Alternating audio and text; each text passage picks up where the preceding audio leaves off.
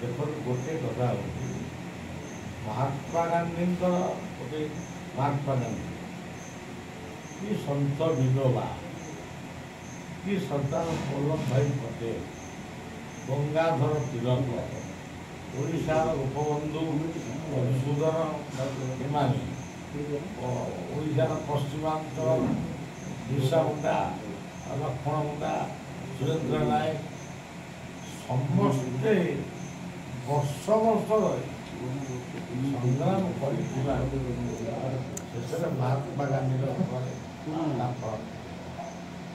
लोक सचेतनता आमको विभिन्न प्रकार आम धर्मर कथा कहूँ भागवत कहूँ भागवत कहे जहाँ कहे जहाँ कहले भी ये तीन चार पॉइंट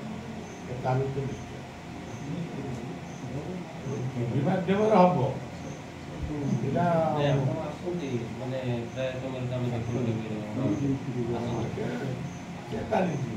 आमर गोटे ऑल इंडिया गोटे इंटरनेशनल गोटे स्टेट लेवल कार्यक्रम आश्रम आउ गोटे पूरा ऑल ओडिशा लेवल से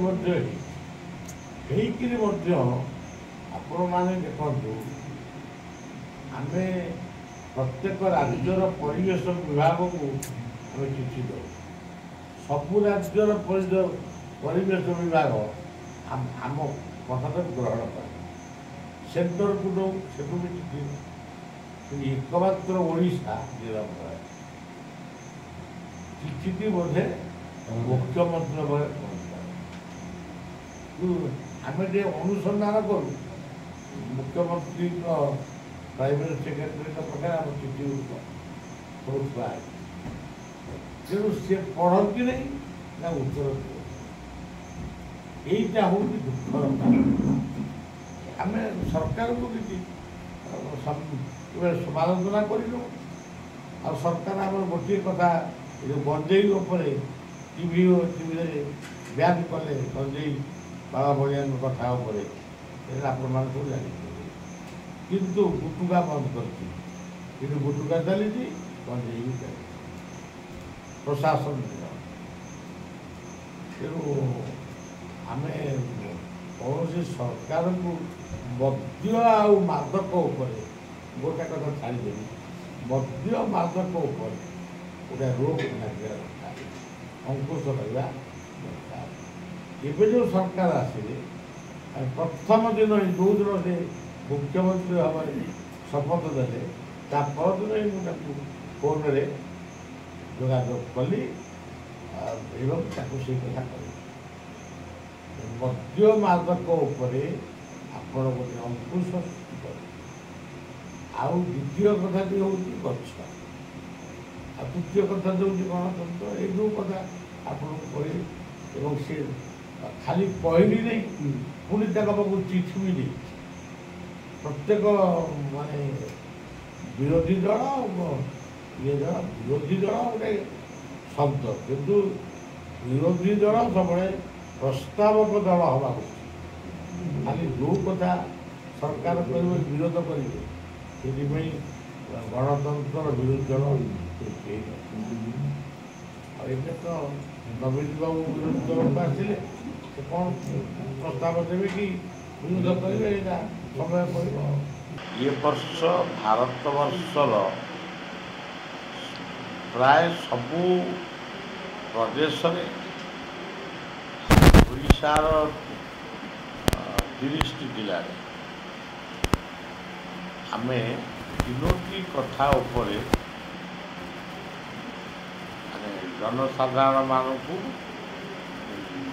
निवेदन रखू प्रस्ताव रखू आपण मानक माध्यम रखी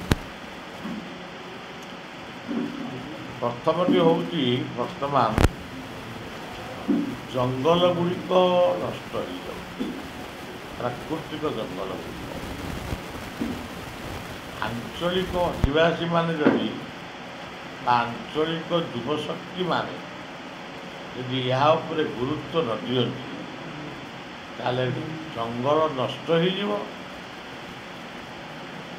ଏବଂ ଜଙ୍ଗଲ ସୃଷ୍ଟି ହେବ କେବଳ କାଗଜ କଲମରେ, କିନ୍ତୁ ପ୍ରକୃତରେ ବାସ୍ତବରେ ସୃଷ୍ଟି ହେବ ନାହିଁ। ତାପରେ କୃତ୍ରିମ ଜଙ୍ଗଲ ଯେତେ ସୃଷ୍ଟି କଲେ ବି ପ୍ରାକୃତିକ ଜଙ୍ଗଲର ଉପକାର କୃତ୍ରିମ ଜଙ୍ଗଲ ଦେବ ନାହିଁ। ଇଏ ହେଉଛି ଗୋଟିଏ କଥା। ଦ୍ୱିତୀୟ କଥାଟି ହେଉଛି ବର୍ଷା ଦିନେ ପ୍ରତ୍ୟେକ ବ୍ୟକ୍ତି ନିଜ ନିଜ ଘରେ ଯେଉଁଠି ଗଛ ଲଗେଇ ପାରିବେ ଆଉ ବଞ୍ଚେଇ ପାରିବେ, ଅନ୍ତତଃ ସର୍ବନିମ୍ନ ପଞ୍ଚମହାଭୂତର ସୁରକ୍ଷା ପାଇଁ 5ଟି ଗଛ ଲଗେଇବେ ଆଉ ବଞ୍ଚେଇବେ। ଇଏ ହେଉଛି ପ୍ରଥମ କଥା ହେଲା ପରିବେଶ। କାରଣ ଯେତିକି ରାସ୍ତା ଗଛ କାଟୁଛନ୍ତି ସେତିକି ଗଛ କେଉଁଠି ଲାଗିଲା ଯଦି ପ୍ରଶ୍ନ ପଚରାଯାଏ ସେ କେବଳ କାଗଜ କଲମରେ ଦେଖେଇବେ, କିନ୍ତୁ ବାସ୍ତବରେ ତାହା ନୁହେଁ। ତାପରେ ଗଣତନ୍ତ୍ରର ସବୁଠାରୁ ରାକ୍ଷସ ହେଉଛି କୃଷି। ଯେ ଜଣେ ବ୍ଲାକ୍ ମନି ଦୁର୍ନୀତି ମୁକ୍ତ ଶାସନ ହିଁ ପ୍ରକୃତ ଗଣତନ୍ତ୍ର। ଜଣେ କଣ୍ଟ୍ରାକ୍ଟର କିଛି କାର୍ଯ୍ୟ କରୁଛି, ଜଣେ ଚାକିରି କରୁଛି, ପ୍ରତ୍ୟେକ ଡିପାର୍ଟମେଣ୍ଟରେ ଗୋଟେ କୃଷି ବ୍ୟବସ୍ଥା ରହିଛି। କିଏ ଏତିକି ପରସେଣ୍ଟେଜ ନେବ, କିଏ ସେତିକି ପରସେଣ୍ଟ। ଏହାଦ୍ୱାରା ହେଉଛି କ'ଣ, କାମ ଦୁର୍ବଳ ହେଇଯାଉଛି। ଆପଣମାନେ ଜାଣୁଛନ୍ତି କେଉଁଠି ପୋଲ ଭାଙ୍ଗି ଯାଉଛି, କେଉଁଠି ରାସ୍ତା ଭାଙ୍ଗି ଯାଉଛି। ଏ ସବୁର ମୂଳ କାରଣ ହେଉଛି ପରସେଣ୍ଟେଜ ବା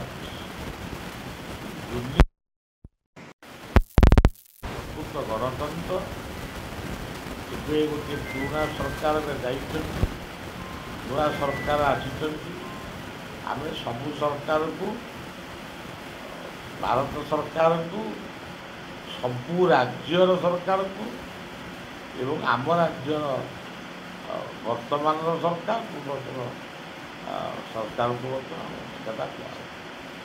ଆଉ ଗୋଟେ କଥା ହେଉଛି ବର୍ତ୍ତମାନ ସବୁଠାରୁ ଅରକ୍ଷ ହେଉଛନ୍ତି ମଣିଷ ପାଇଁ ପକ୍କା ଘର ଦିଆହେଉ, କିନ୍ତୁ ଆଜି ଗୋଶାଳା ନାହିଁ।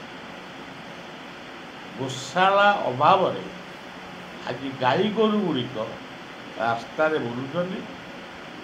ଆମର କ୍ଷୀର ଖାଇବୁ, ପନିର ଦହି ଖାଇବୁ, ଇଏ ଯେତିକି ଆମର ଡିମାଣ୍ଡ ସେ ଅନୁଯାୟୀ ଗୋପାଳନର ପ୍ରତ୍ୟେକ ଜିଲ୍ଲାରେ ଯଦି ସରକାର ବା ବିଧାୟକ ବା ଜିଲ୍ଲାପାଳମାନେ ଯଦି ଗୋଶାଳା ଯଦି ସେମାନେ କରିବା ପାଇଁ ଉତ୍ସାହିତ କରନ୍ତି, କୌଣସି ସ୍ୱେଚ୍ଛାସେବୀ ଅନୁଷ୍ଠାନ ଯଦି ମନ୍ଦିର ନ ଗଢ଼ି ଗୋଶାଳା ଗଢ଼ନ୍ତେ, ସେଥିରେ ଗାଈ ରହିବେ, ବଳଦ ରହିବେ, ଷଣ୍ଢ ବି ରହିବେ। କାରଣ ଗୋବର ଗ୍ୟାସ୍ ଆଉ ଗୋବରର ଜାଳେଣୀ, ଗୋମୂତ୍ରରେ ଗୋକୀଟନାଶକ ଔଷଧ, ଶିଙ୍ଗରେ ଶିଙ୍ଗ ପାନିଆ ଏସବୁ ତୈରି ପାରିବୁ, ଲାଭଜନକ ବ୍ୟବସାୟ। ତେଣୁ ଏଇ ଗୋଟେ ହେଉଛି କଥା। ତାପରେ ଧର୍ମ କହିଲେ ହିନ୍ଦୁମାନଙ୍କର କେତୋଟି ସମ୍ପ୍ରଦାୟ ଅଛି ଯେଉଁମାନଙ୍କର ସମାଧି ଅଛି। ଖ୍ରୀଷ୍ଟିଆନ ଭାଇମାନଙ୍କର ମାନେ କବର, ମୁସଲମାନମାନଙ୍କର କବର। ସେ କବର ଦିଅନ୍ତୁ, ଆମେ ସମାଧି ଦେଉ। କିନ୍ତୁ ସେଇ କବର ସ୍ଥାନରେ ବା ସମାଧି ସ୍ଥାନରେ ଯଦି ଗୋଟିଏ ଗଛ ସୃଷ୍ଟି କରାଯାଆନ୍ତା, ତାହେଲେ ସୁନ୍ଦର ଜଙ୍ଗଲ ସୃଷ୍ଟି ହୁଅନ୍ତା, ପିତୃପିତାମାନେ ଶାନ୍ତିରେ ବି ସହାବସ୍ଥାନ। ଆଉ ଗୋଟିଏ ହେଉଛି ଚାଷୀମାନଙ୍କ ପାଇଁ କୋଲ୍ଡ ଷ୍ଟୋର। ସେଇଟା ଘୋର ଅଭାବ ହେଇଛି ଆମ ଓଡ଼ିଶାରେ। ମୁଁ ଓଡ଼ିଶା କଥାଟା କହୁଛି ବସିବାକୁ। ତେଣୁ ଏଇ କେତୋଟି କଥା ପାଇଁ ଆମର ବର୍ଷକ ଯାକ ଆମେ ପରିବେଶ, ଗଣତନ୍ତ୍ର ଆଉ ଧର୍ମ ସମ୍ପର୍କୀୟ କହିବୁ। ଆଉ ଧର୍ମ ତ କିଏ କହୁଛି ମୁଁ ହିନ୍ଦୁ, କିଏ କହୁଛି ମୁସଲମାନ, କିନ୍ତୁ ଧର୍ମ ରହୁ, କିନ୍ତୁ ଧର୍ମାନ୍ତରୀକରଣ ବନ୍ଦ।